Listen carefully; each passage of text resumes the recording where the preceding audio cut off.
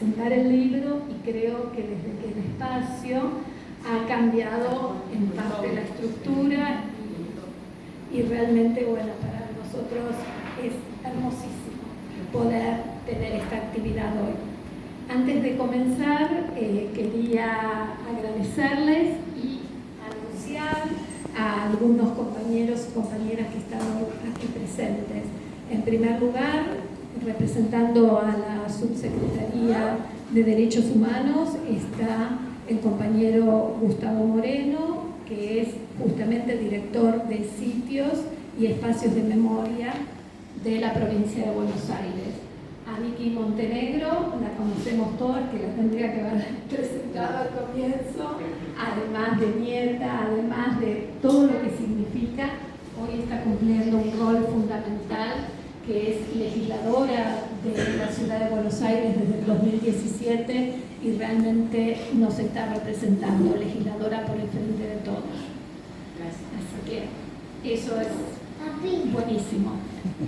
Por otro lado, se encuentran presentes Pedro Ponce, vicepresidente del Consejo Escolar de Lomas de Zamora, Luciana Angueira, subsecretaria de Género y Diversidad del municipio de Lomas de Zamora. Ahora también se encuentran presentes los compañeros de hijos de Lomas de Zamora, nietes de Lomas de Zamora, que también nos llena de orgullo, sí, hay nietes aquí. La agrupación La Castelli de Lomas, alumnos de la secundaria 31, me salté, que primero tenía que decir que se encuentra presente en la mesa de trabajo del Pozo de Banfield, y por ahí la veo hoy, que para nosotros es muy fuerte que haya venido justamente Berta Oren, acá una compañera de la mesa y expresa política. Bueno, y Juana Campero, que es la coordinadora del espacio de memoria de este espacio y además la referente de hijos de Lomas de Zamora. Y también integra la mesa de trabajo del Pozo de Banfield. Así que si me olvidé de alguien o va llegando otro, después sí, levante la mano, lo mencionamos, ¿sí? Bueno, ¿cómo? Te los anoto si querés. Bueno, así que le voy a pasar el micrófono a Juana, que es la primera que le va a dar la bienvenida a Vicky, y luego Vicky va a tomar la palabra. Bueno, yo les voy a dar la bienvenida al Espacio para la Memoria, un lugar que a lo mejor hoy entran por primera vez a esta parte, que ha sido una puesta en valor, que se inauguró el 16 de septiembre de este año, así que podemos disfrutar del Zoom, que ya lo hemos usado bastante, no lo suficiente, ¿no? Pero bastante se ha usado, queremos usarlo mucho, pero mucho más, porque tiene otro sentido poder hacer actividades en este lugar, en este centro clandestino llamado Pozo Banfield, este lugar que imperó la muerte y que nosotros vamos llenándolo de vida siempre, ¿no? Tenerla Vicky, que la hemos tenido montones de veces ha estado Vicky acá en la vereda, en actividades que hacíamos cuando no podíamos ingresar a este espacio, ¿no? Estaba con esa medida cautelar que no nos dejaban ingresar, pero bueno, las actividades se hacían en la puerta, pero sí, ¿te acordás? Hicimos la maratón, Sí, que vino Delia, sí, ganó Delia. Y, salí bueno, segundo. ¿Vos saliste segundo? Bien, Pedro. Primero el polaco. Yo ni vergüenza, así que no voy a decir. Primero el polaco. Bueno, y ahí teníamos a Isa que nos acompañaba en esa maratón que hacíamos por los 30.000, pero también pidiendo que el lugar sea un espacio de memoria. Una lucha larga que venía de muchísimos años atrás, comenzó con la multisectorial Chaucoso, que después se fueron sumando muchos compañeros hoy que integran la mesa de trabajo y que, bueno, finalmente se logra que que este lugar sea un espacio que sea abierto a la comunidad. En el 2015, un 10 de septiembre, se firma ese convenio tripartito entre Nación, provincia y el municipio, que nos decía que el lugar iba a ser abierto. Pero bueno, había una puesta en valor, así que recién, si no me equivoco, en el 2018 lo abrimos. A fines del 2018, septiembre. Hicimos una reapertura, la mesa, un 22 de marzo, fuerte, en un gobierno negacionista, neoliberal, como el que estaba en ese momento, pero la mesa tomó ahí toro por las astas y hizo esta reapertura que, bueno, no era menor, porque teníamos un gobierno que en este lugar, como otros sitios, trataba de vaciar todo. Realmente no le interesaban, tenían otro discurso que no era el nuestro, y bueno, que podemos decir que la mesa en eso triunfó. Llegamos a hacer montones de actividades dentro del espacio, en el lugar que podíamos, autorizados por el juez.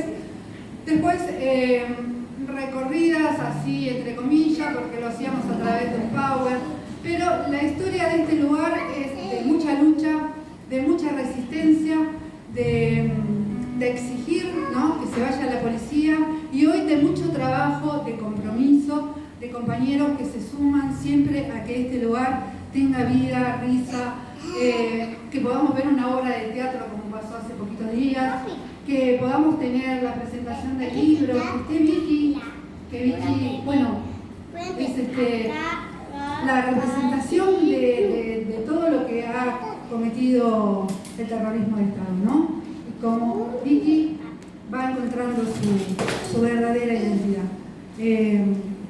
Vicky, que la admiramos, la queremos muchísimo en Lomas, porque cada vez que le dijimos, Vicky, vamos a hacer esto, venís, acá estaba ella presente, amorosamente siempre acompañándonos. Así que decirte que nuestro subsecretario de Derechos Humanos, Matías Moreno, te manda un cálido abrazo, un saludo a todos los que están aquí, no ha podido estar. Así que, bueno, yo te voy a ceder el micrófono porque a vos te queremos escuchar. Gracias.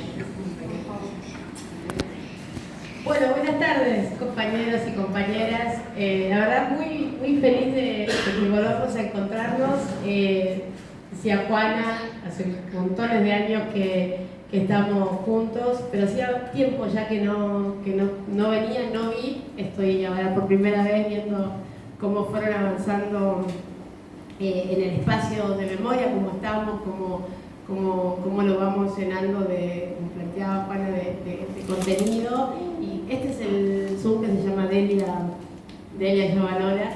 Bueno, y obviamente con lo que significa Delia creo que para todos nosotros, para mí como nieta particularmente, y también el desafío de mantener viva esa memoria que las abuelas construyeron, ¿no? Esa lucha. Lo digo siempre, el libro es la excusa. El libro lo pensamos siempre como la excusa para poder encontrarnos. La verdad que cuando empecé a pensar en el libro,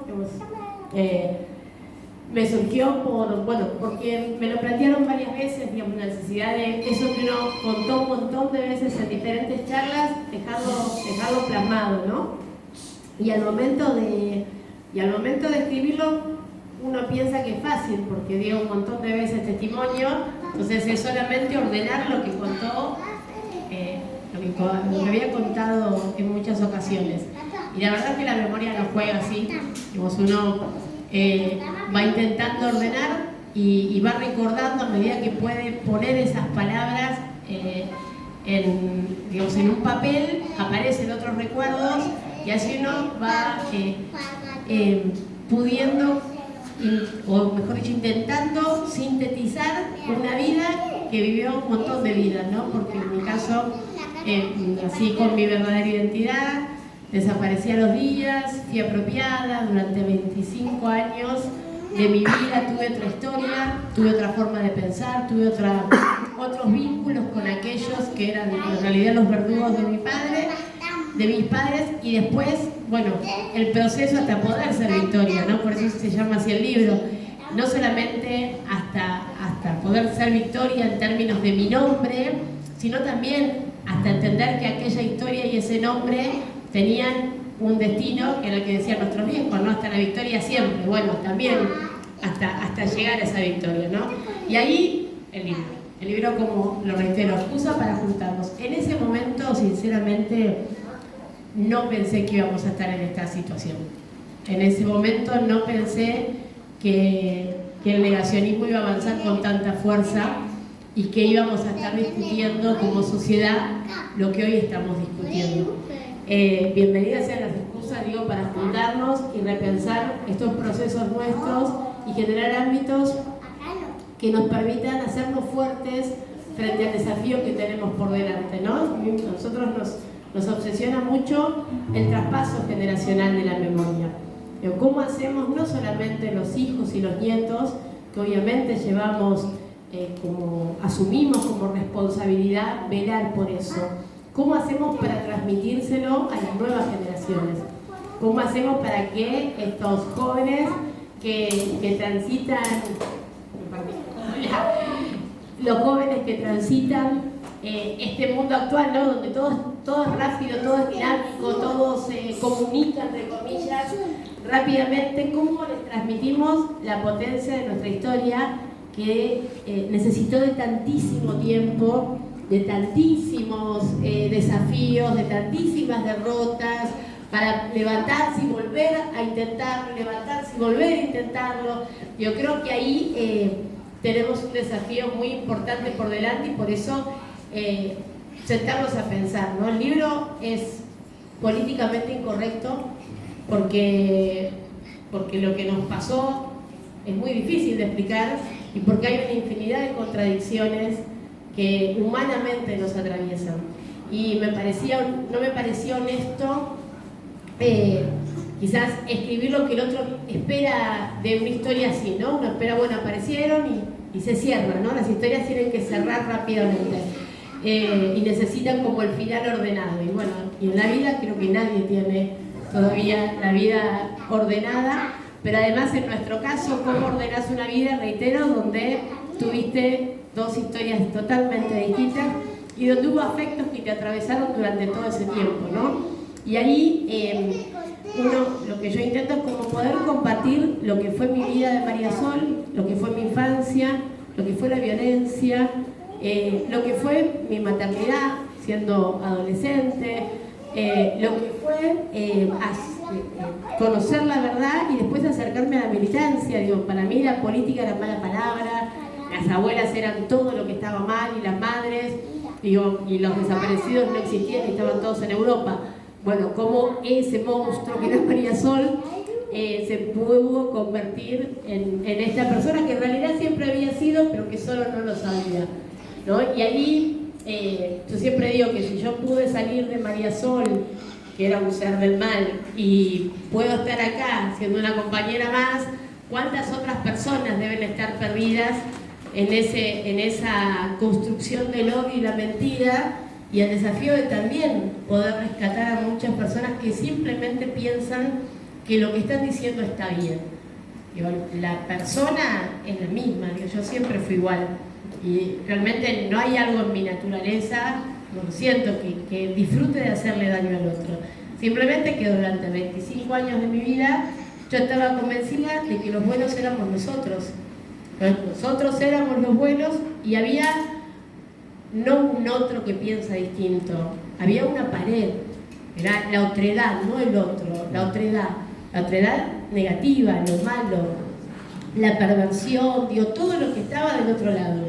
Entonces, ¿cuántas personas todavía están perdidas en ese mundo de odio y de mentira que viene creciendo en este tiempo? La responsabilidad nuestra de poder iluminar un poco, poner un poco de luz en esos caminos a transitar para rescatarlos, para que sean parte de la lucha en la defensa de los derechos humanos.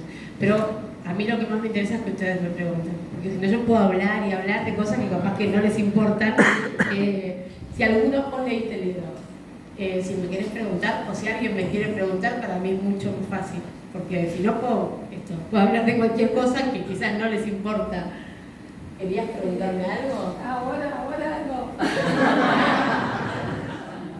Bueno, primero felicitarte por la valentía de haber escrito ese libro que da testimonio y da cuenta de ese recorrido fuertísimo que realizaste, y para mí fue impresionante poder encontrarlo en esas palabras, porque te hemos escuchado en varias oportunidades, como bien vos lo dijiste, pero leerlo, encontrarme con las palabras justas, realmente fue un proceso admirable el que pasaste, duro, pero también da testimonio y es un ejemplo para todos los nietos y nietas que faltan hoy encontrar esa valentía que tuviste en romper ese cristal que te separaba del resto del mundo. Realmente es admirable, Vicky. Gracias, compañera. ¿Alguno de ustedes quiere preguntarme algo? ¿Qué cuadro de la Sana? Siempre fui el mismo cuadro. Eso no lo cambié. ¿Qué cuadro? Era de Boca, soy de Boca. Era de Boca, soy de Boca. Hay tiempo para mejorar. Era de Boca, vos sabés que mi apropiadora era de Boca, supuestamente mi abuelo, en el libro lo cuento porque, nada, mi infancia pasó por un montón de cuestiones, ¿no? Pero una vez me pasó, a mí me cuidaba, digamos, pues yo tenía mi apropiadora, pero quien me hizo de mamá, digamos, la persona que más me cuidó, que me llevaba al médico, que me hacía la comida, que no me maltrataba, era la apropiadora de Horacito, Lina.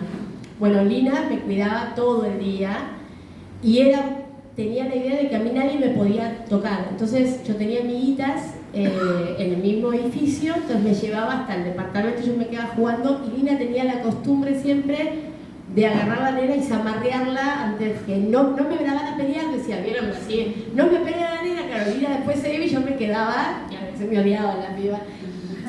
Bueno, un día me pelean un montón, y me hacen llorar, que obvio, todas las que son de mi época, novela, yo de las novelas afuera, así que mi llanto era un llanto así, todo era drama.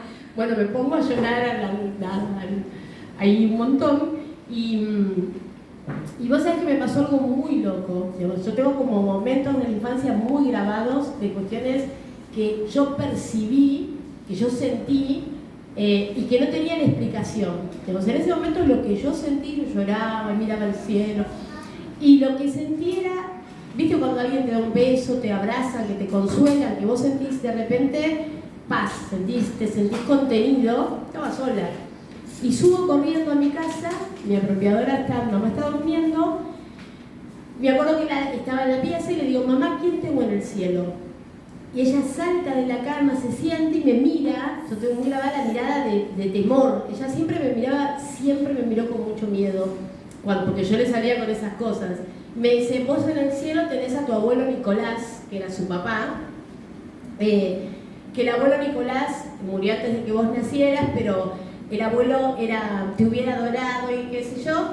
El abuelo era de Boca como vos, entonces yo le decía, ¿pero quién? Porque mi sensación era que mi abuelo, Nicolás, el que siempre escuchaba, el que era muy bueno, no llenaba eso que yo había sentido.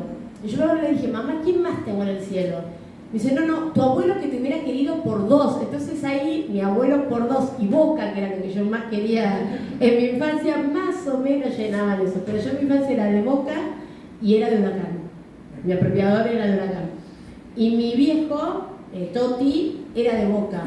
Y vos sabés que cuando ellas desaparecen, mi abuelo, su papá, me cuentan mis tíos que muere, hasta el final de sus días, miraba en Luna Park el boxeo, porque una vez lo había visto en el Luna Park a Toti, a mi papá, en una exhibición, y miraba la Bombonera, los partidos de Boca, a ver si lo encontraba en la cancha.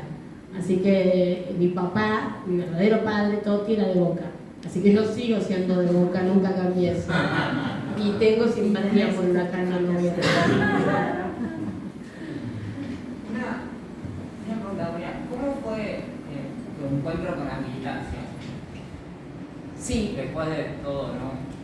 Sí, después de esa vida, claro, como... Sí. Bueno, vos sabés que, mi vida de María Sol, digamos, no existía la política, realmente era una mala palabra, era todo lo que estaba mal. Yo no quería nada que tuviera que ver con la política, nada, ningún mensaje que tuviera que ver con la política a mí me llegaba. En mi casa, mi apropiadora, por ejemplo, simpatizaba con la UCD, pero hasta ahí, digamos, no, y el peronismo era mala palabra. Evita. Vos sabés que yo tuve muchas situaciones de violencia, pero para mí era más, me dolía más que un latigazo, por ejemplo, que me dijeran Evita.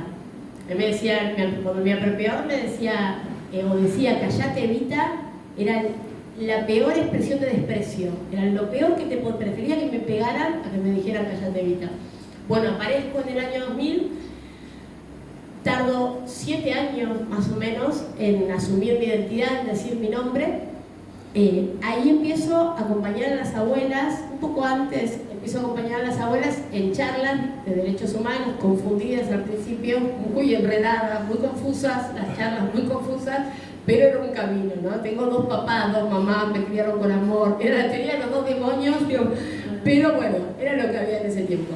Después eso se fue ordenando a medida que yo participaba en las actividades de abuelas, que conocía a otros hijos. ¿Qué pasaba? Yo fui mamá muy joven, mi formación, digamos, de María Sol, era que las mujeres teníamos una única función y era ser madres. Que todos los flagelos de la humanidad eran porque las mujeres se habían puesto a hacer cualquier cosa menos dedicarse al cuidado de su hogar. Bueno, yo me dediqué a la crianza de mis hijos, tengo 3 hijos.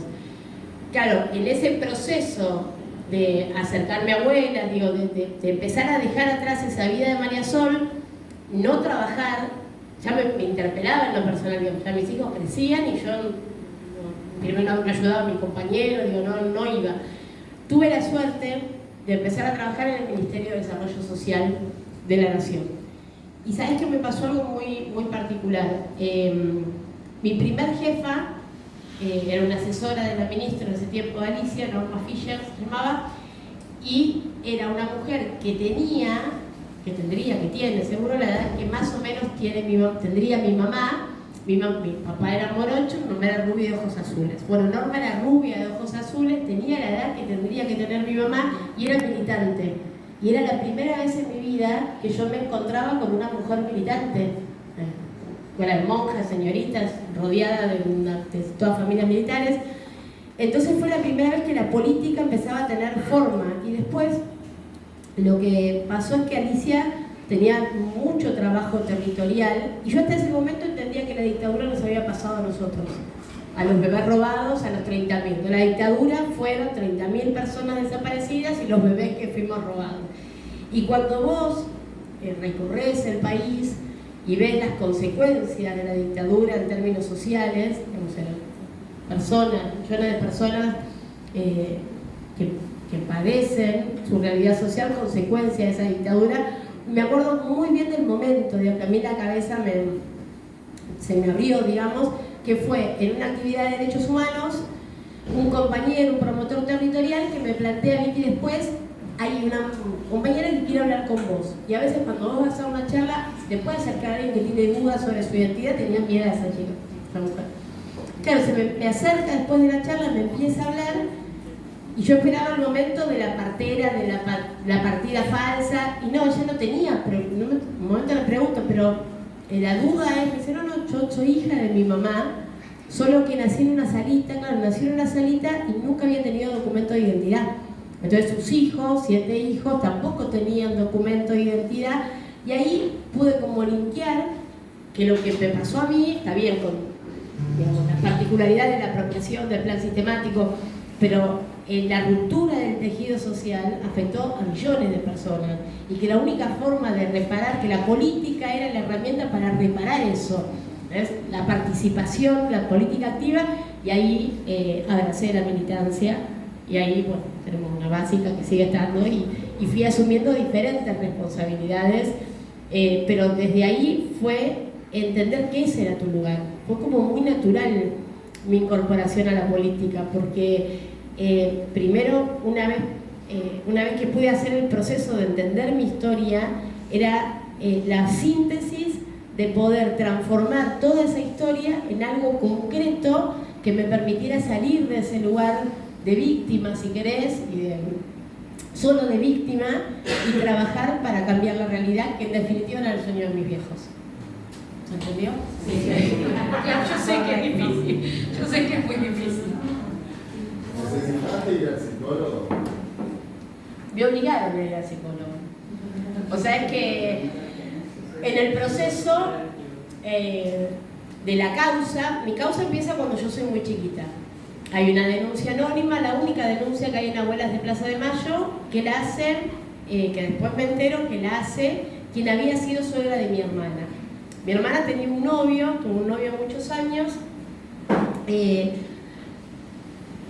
y Horacio, que era el novio de mi hermana, tenía un hermano, Pablito, que era adolescente, que era mi mejor amigo en mi infancia, ¿no? Porque era divino. Bueno, Pablito en un momento empieza a tener problemas de consumo y nosotros nos vamos un fin de semana a la playa y nos entran a robar a casa. Nos roban un equipo de música de última generación, unos binoculares del ejército, bueno, algunas cosas. Germán sabía que había sido Pablito y otras personas más. Germán manda a matar a Pablo, ya estamos en democracia, lo manda a matar por la Policía Federal en la puerta de su casa. La Brigada de la Federal lo mata a Pablo y ya estaba todo pensado porque a Pablo lo asesinan, creo que si no me equivoco fue un viernes. Él me lleva a Campo de Mayo y de ahí nos vamos al campito. El campito era la casa nuestra de fin de semana. Y yo me quedo sola esa noche con él. Y viste cuando uno es chiquito que no sabes qué, pero percibís que hay algo que está raro. Y me acuerdo que a la mañana yo estaba desayunando, me tiraba el coso ahí, me tira el diario en la mesa y me dice, para que sepas para que te enteres por mí, quien mal anda, mal acaba, y me muestra el diario donde habían asesinado a Pablo.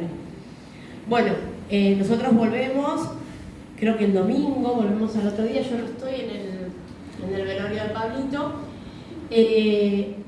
Bueno, aparece la denuncia en Abuelas. Él siempre supo que fue ella quien, la mamá de Pablo, la suegra de mi hermana, la ex suegra de mi hermana, quien dice que el coronel Tetzlaff tiene 2 bebés, a María Sol y a César. Aparece María Sol, Julio Estadio, aparece César. La causa duerme, yo voy con Germán la primera vez al juzgado de San Martín. Yo entro con él, me acuerdo que el juez le decía que si la nena no podía ir al despacho del secretario, que necesitaba hablar conmigo, y de hecho el juez, Germán me sienta en el sillón a la derecha del despacho y digo, en el libro quizás intento compartirlo, yo desde que tengo uso de razón, digamos, fui muy adoctrinada. Me acuerdo que Germán dice, yo conozco muy bien los bueyes que aro, puede hablar lo que sea delante de mi hija. Y ahí el juez saca la carpeta y le muestra la denuncia y le dice, las viejas se están jodiendo, pero quédese tranquilo, mi coronel, que nosotros lo vamos a manejar. Pasan los años, muchos años, hasta que mi causa la toma el juez Markevich, en el año 92. Para mí todo era una gran mentira, una cuestión política, el juez era montonero, así era la causa, me saco sangre obligada por la justicia en el 93, y para mí, sinceramente, no había posibilidad alguna de que mi papá fuera preso. No era una opción. Mi papá no iba a ir preso. Mi papá era un coronel del ejército que medía 2 metros, pesaba 150 kilos y al que todo el mundo, desde que yo tengo uso de razón, le había hecho la veña. Mi papá no iba a ir preso. Era una cuestión política porque además no existían los desaparecidos. Era una mentira. A mí me habían enseñado que nosotros, que hablo con María Sol, ¿no? Había habido una guerra, nosotros ganamos en el marco militar, pero perdimos en el ideológico, porque había quedado un resabio de la subversión, que eran estas mujeres enfermas de odio, que trataban de instalar la idea de que los hijos de los militares podíamos llegar a ser hijos de la subversión. Todo eso es una cuestión política, una gran mentira. Nosotros éramos el bien, lo otro se encargaba de molestarnos. Hasta que viene la brigada de San Isidro en diciembre del 97 y se lleva a Germán de casa. Me peleó con el juez, al otro día le revoleo el expediente, me dicen que en un 99,9% no soy hija del matrimonio Tescafe Duarte, aquel estudio que me había hecho en el año 93. Me peleo, le digo, me quedo con mi cédula 0,01%, porque todo esto es político y es mentira y qué sé yo, pateo todo. Me dice, podés ver al coronel Tetzlaff antes de trasladarlo a la cárcel de Caseros. Entro a verlo, obvio, lo veo esposado, me pongo a llorar. Me dice, no llores, no hay que mostrar debilidad delante del enemigo. Entonces le digo, bueno, tranquilo, papá, le digo, tranquilo, pedimos la contraprueba. Y me mira y me dice, no, negra. Y ahí entendí que yo no era su hija, pero no, inmediatamente, no tardé 2 segundos en decirle, vamos a pedir la excarcelación. Porque en mi cabeza no importaba la verdad, lo único importante era que papá no fuera preso, porque nosotros estábamos siendo víctimas de la continuidad de esa guerra. Y yo soy un soldado que estoy de este lado, yo tengo que, me estás atacando a mi familia y yo tengo que proteger a mi familia. Vos sos el enemigo. No me importaba la verdad, no me importaba nada, solo me importaba que mi papá no fuera preso, sacar a mi papá, porque además mi papá era condenado porque yo les di la sangre. No te puedo decir el infierno que fue mi vida esos meses. Yo no podía sacarme de la cabeza el momento en el que yo les había dado sangre. Por eso la ley del banco genético es tan importante. Parece lo mismo, pero no es lo mismo. Vos te sacan el cepillo de dientes o te sacan la ropa, pero vos no se la das. Si vos le das la sangre, por más de que sea una orden judicial, vos extendiste el brazo. Vos ayudaste a que tu papá esté preso. Bueno, pasan los años, recuperamos. Germán tenía un amigo, Romero Victorica, que nos pone un bufé de abogados y a los 3 meses Germán está en libertad. Ahí me vuelven a pedir sangre, me niego, me peleo de vuelta con el juez, voy a la cámara le prohíbe a Juan Markevich volver a sacarme sangre y se para el cruce. Hasta que el banco incorpora un mecanismo nuevo y por eso aparezco. Si yo hubiera sido por la justicia de nuestro país, yo no hubiera aparecido nunca. Porque le prohíbe al juez volver a tomarme sangre y faltaban 5 grupos. El banco incorpora el mecanismo nuevo, hacen el cruce y ahí aparezco. Cuando aparezco, bueno, Germán lo van a condenar, obviamente, lo llevan, está un tiempo libre hasta que queda firme la sentencia y el juez lo condena a 8 años y medio. Yo voy al juzgado de San Martín, yo voy al juzgado de San Martín, el mismo juzgado que le había prohibido sacarme sangre, y yo me acuerdo, ya te hablo con María Sol, 2 eran nuestros y uno era zurdo, creo que era Lugones el zurdo, por eso lo dejan en libertad, no le autorizan al juez sacarme sangre y el juzgado le baja la condena a la mitad. A Germán lo condenan a 4 años y 3 meses, creo, y lo trasladan al penal de Marcos Paz. Yo voy a verlo al juez el lunes. Mirá cómo habré llorado, porque el tema del penal, yo tenía un auto que me había regalado Germán, que era un Ford Falcon verde. Hermoso. No, en serio, pero es todo verdad, es todo verdad. Yo estaba en todos los detalles. El tema es que el penal, no sé cómo estará ahora, pero el ingreso al penal en ese tiempo era muy complicado, está lleno de pozos, es imposible. Y yo me daba cuenta que con mi auto yo no iba a llegar, no iba a poder, tardaba un montón. A todo esto, mi mamá, mi expropiadora, con hemipléjica, que tuvo una ACV, y yo con 3 criaturas, mi hermana embarazada, todo era un drama. Y yo lloraba porque no iba a poder ir los días de visita, yo no iba a llegar. Con mi auto yo sabía, y mirá cómo lloré, que me acuerdo que el juez me dice, Sol, yo te pido por favor que no llores, yo te presto mi auto, vos decime los días que tenés que ir y yo te mando a buscar con mi auto, pero me dice, por favor no llores más, te pido que no llores más. Y me llaman al otro día que lo trasladan al penal de Campo de Mayo. Y ahí me calmé, porque en el penal de Campo de Mayo, sí, es cierto, no es un penal, es un lugar donde estaba el cuartel, estaba solo en ese tiempo, había solo 2, y ahí bajó. Ahora, lo que la Cámara, después de que lo condena, me dicen, bueno, nosotros vamos a bajarle la condena, pero vos tenés que empezar terapia. Porque hablan conmigo y con mi marido. Le bajan la condena, pero yo tenía que empezar terapia. Y voy a terapia, que es el Centro por el Derecho a la Identidad que tiene abuelas. Estaba Alicia Loyudis, que sigue siendo mi psicóloga, y me acuerdo que la primera vez que entré le dije, yo vengo porque me obliga la justicia, no me vas a lavar el cerebro, yo amo a mis papás, no era un ser del mal. Gracias a Dios no había redes sociales en esa época, porque te juro, me daría mucha vergüenza verme. Pero sí, empecé terapia, me ayudó un montón. Al principio fui así, con los botines de punta, pero la verdad que a veces te preguntan, ¿cuándo fue el clic? ¿No? A veces, bueno, ¿cuándo fue el clic? No existe, no hay, imagínense que semejante cantidad de contradicciones, no hay un momento, pero sí hubo como quiebres, como momentos que, no sé cómo explicarlo, siempre me pasa lo mismo. Vos tenés toda una vida, tu nombre, tu apellido, tu fecha de nacimiento, tu signo del zodíaco, toda tu vida, que de repente no es así, porque no sos María Sol, porque no naciste. Vos pensás que María Sol había nacido el 28 de mayo del 76, María Sol iba a nacer el 29, que es el día del ejército, y se iba a llamar María Soledad. Pero me hacen nacer un día antes, en pleno desfile militar, pasa papá con la bandera, el abanderado, mamá lo ve pasar, rompe bolsa, y papá se sale del desfile, y por eso yo nací en un sanatorio privado en San Isidro, porque fue de emergencia cuando, imagínate la construcción de una niña, tu papá, rubio, de ojos claros, 2 metros, todo el mundo lo idolatra, y vos nacés en el medio de ese desfile, con tanques, caballos, envuelta la bandera argentina, te cerraba por todos lados, era como, claro, un nacimiento así.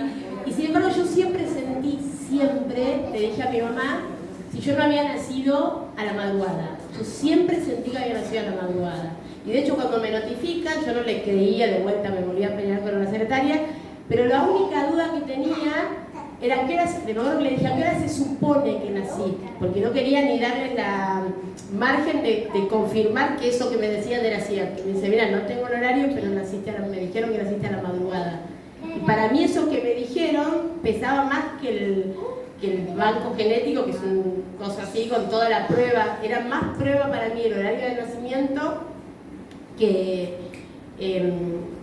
la prueba formal que tenía el juzgado. Pero el proceso de ordenar esta vida sin ayuda especializada en esto es muy complejo.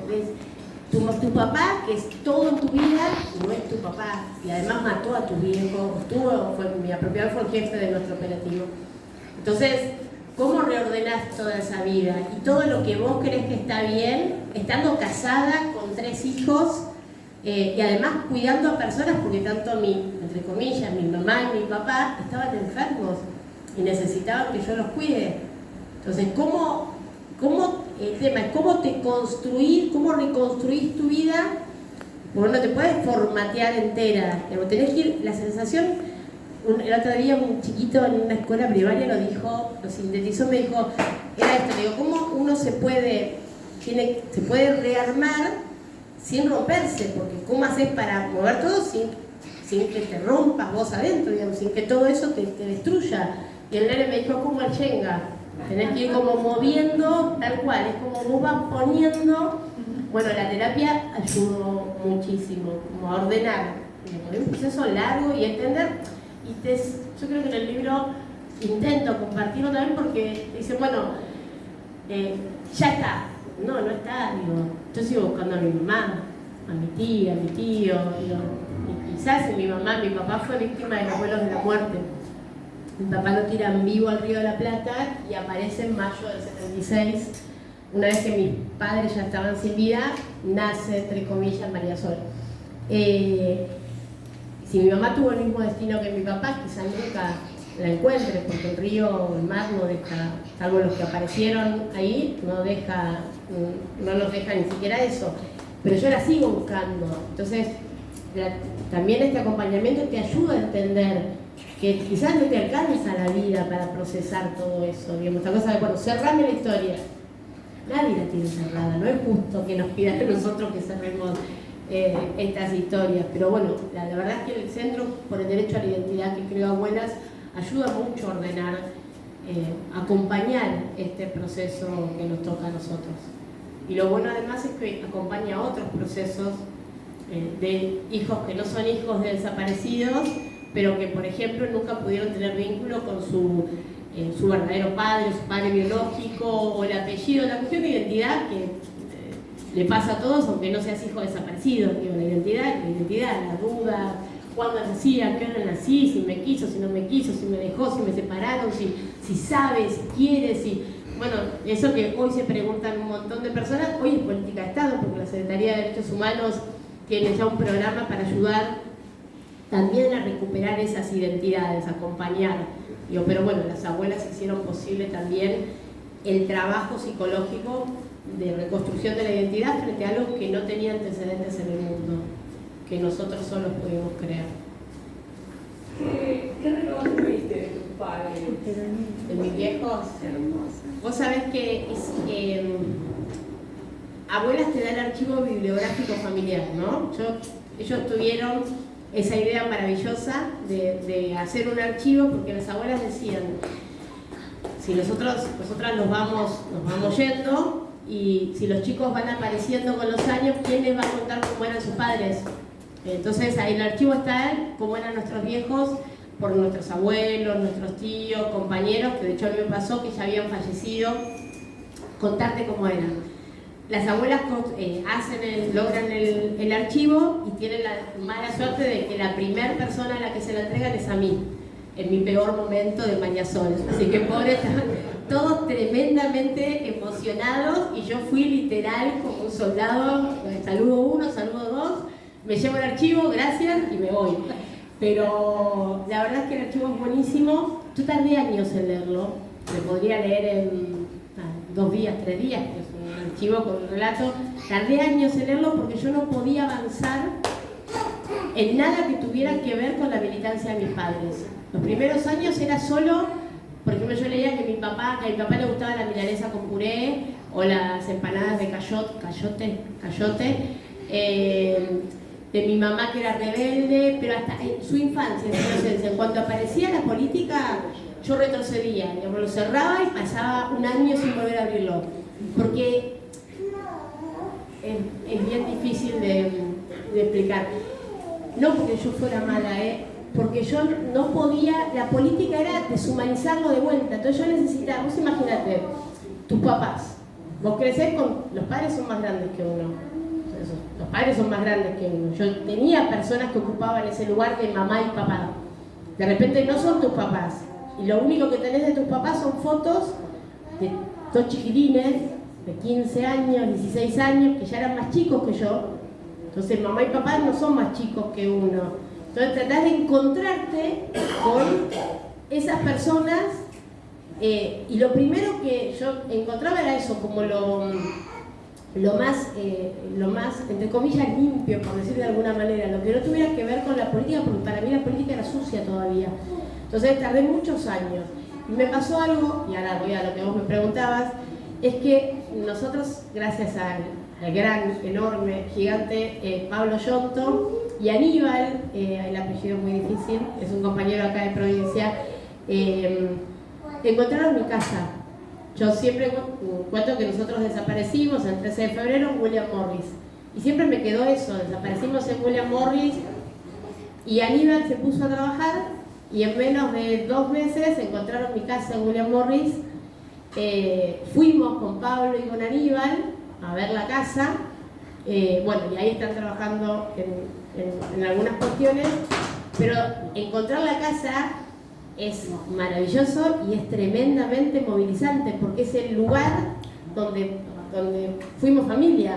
Digo, entrar a la casa fue, y un montón de cosas que yo tenía perdidas, que vuelvo a mi infancia, como olores que no tenían lugar en los ámbitos que yo transité, los encontré ahí, en esa casa. Y volví a leer el archivo. Y vos sabés que lo que me pasó, lo leía y decía, ¿cómo yo no leí esto? Yo no pude haber leído eso, que sí lo leí, y no estar encontrando lo que era mi mamá. ¿Entendés? Por ejemplo, hablan de mi mamá, de su militancia política, de mi tía, de mi tío, de mi papá, de cómo se organizaban, de cómo viajaban, de lo que hacían con 15, 16 años. Y yo lo leí eso, yo me acuerdo de haber pasado a las páginas y solo me quedó la milanesa con puré. Digo, no, cómo es el cerebro que lo va bloqueando, y cómo hoy yo me encuentro con mi mamá que más allá de que es una niña, porque para mí sigue siendo una nena, desapareció a los 18 años, también pienso cómo estaba a los 16 años tan decidida a luchar en medio de la selva tucumana, con 16 años.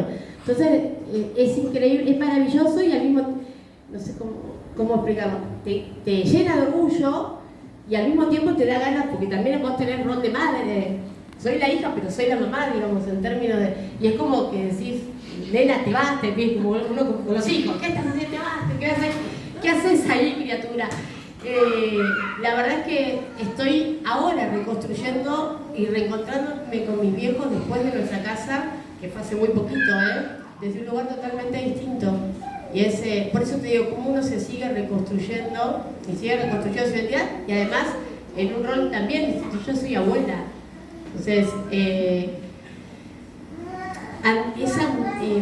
me sigue movilizando la claridad que tenía esa generación, con todas sus imperfecciones, con todo lo que, porque eran más, bueno, ustedes varios son parte de esa generación, ¿no? Pero me sigue movilizando inmensamente. ¿Y sabes qué me pasa cuando el otro día lo estaba leyendo? Que creo que me interpela mucho. Yo soy una persona muy autoexigente. Todo el tiempo, todo lo que hago me parece que es poco. Porque, digamos, todo lo que yo haga en la vida va a ser poco comparado con mis viejos. Básicamente porque ellos estaban dispuestos a dejar la vida y porque yo quiero vivir. Entonces ya hay una cuestión de entrega que, si es necesario, lo haré. Pero yo quiero vivir. Yo no quiero morirme. Yo quiero disfrutar de mis hijos, de mis nietos. Y además para luchar hay que estar vivo. Porque estos, pues, el otro día creo que lo decíamos en el recinto, la derecha nunca deja la vida.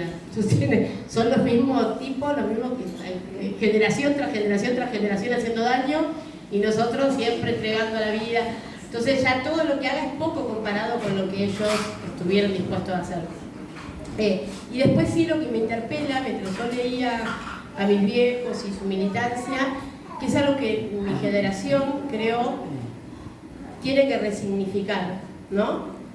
A mí me impresiona mucho y no me voy a olvidar nunca una vez con la compañera María Rosa Martínez, nuestra compañera diputada.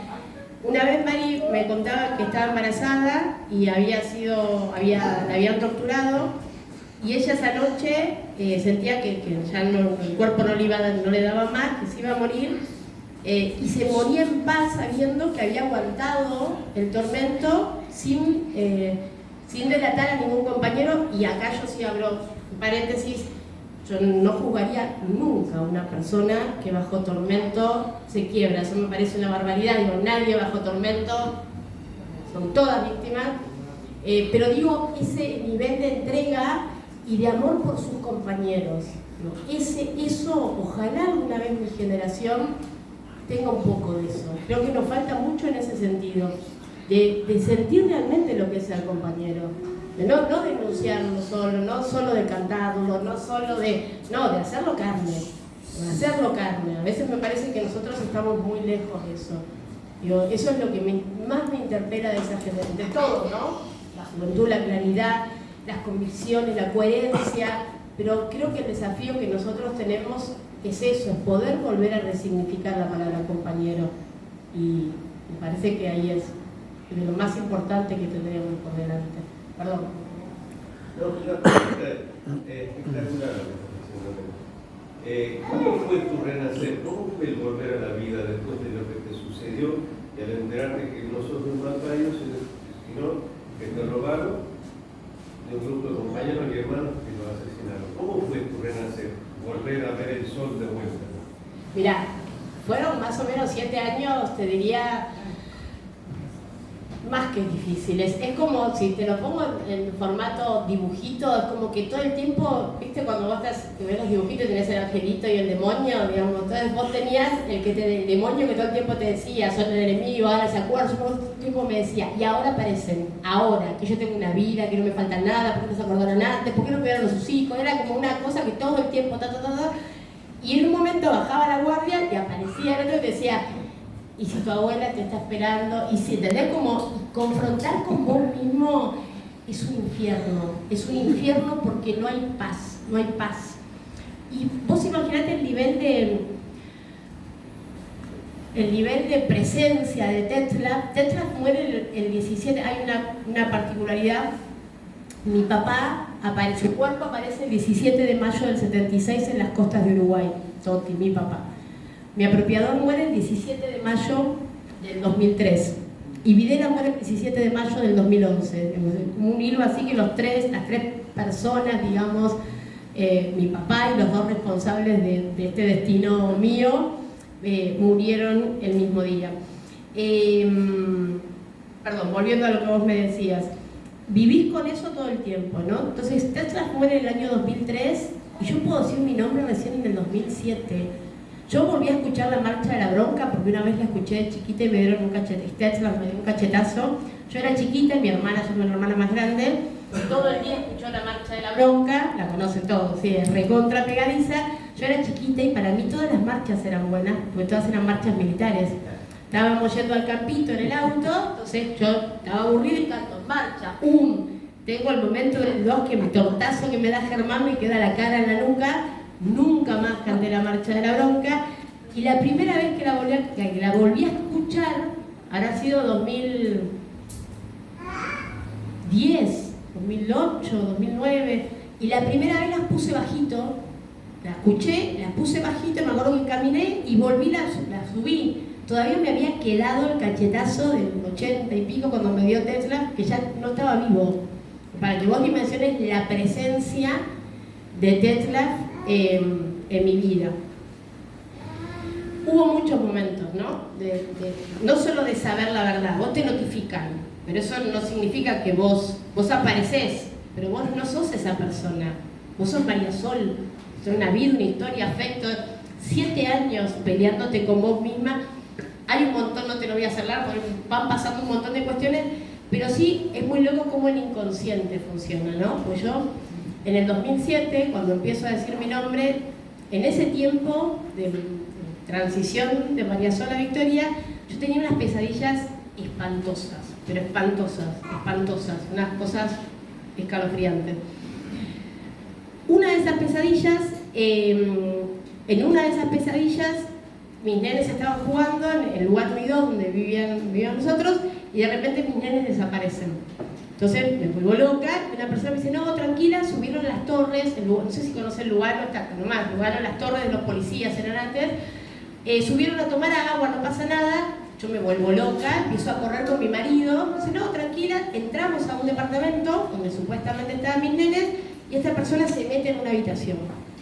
Yo me meto atrás, quiero meterme atrás de él, quiero abrir la puerta y no se abría. Entonces empiezo a golpear, lo llamo a mi marido no viene, voy al comedor, que era el único lugar que había, la entrada al comedor y la pieza, y la ventana, la cortina se movía, mi marido no estaba, porque lo habían tirado por la ventana. Entonces quiero salir por la puerta por la que entré y empiezo a abrir un montón de puertas, hasta que abro la última puerta y vi una pared de ladrillos y decía pared. Me angustió el sueño, lo hablo en terapia con Alicia. Entonces me dice Alicia, bueno, ¿y a vos qué te parece que es el sueño? Digo, mira, yo creo, mi psicología es castrera, y lo digo siempre, lo aclaro porque yo creo que tengo que cambiar las cortinas. Hace un montón que tengo que cambiar las cortinas. Esa es la síntesis de mi sueño. Entonces Alicia me dice, bueno, qué raro. ¿Qué sentías cuando abrías la puerta? Yo sentía que me ahogaba, yo sentía que me apretaba. ¿Sabes que mi apropiador tenía un juego conmigo cuando yo era muy chiquita? Que era hacerme hablar y me agarraba así del cuello y me movía la garganta y la voz salía cortada, ¿no?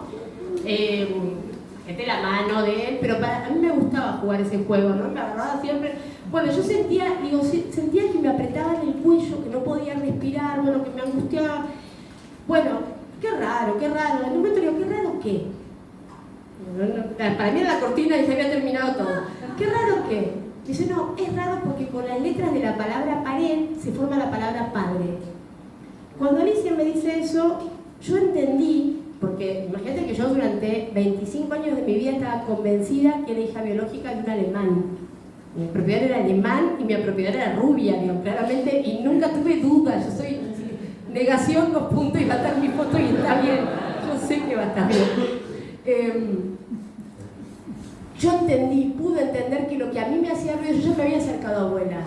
Yo ya conocía a mi familia, tengo vínculo desde el año 2001 con mis verdaderos tíos y tías, con mis primos, ya viajé a Salta, ya había una parte de Victoria, pero yo hasta ese momento decía, tengo 2 mamás y 2 papás, hubo una guerra, mis papás eran del Ejército Revolucionario del Pueblo, mi papá era un coronel del ejército, hubo un enfrentamiento y me criaron con amor. Entonces yo caminaba ese camino y ya inconscientemente conocer la verdad me interpelaba. Yo ya no, lo que me ahogaba era seguir diciéndole papá Germán.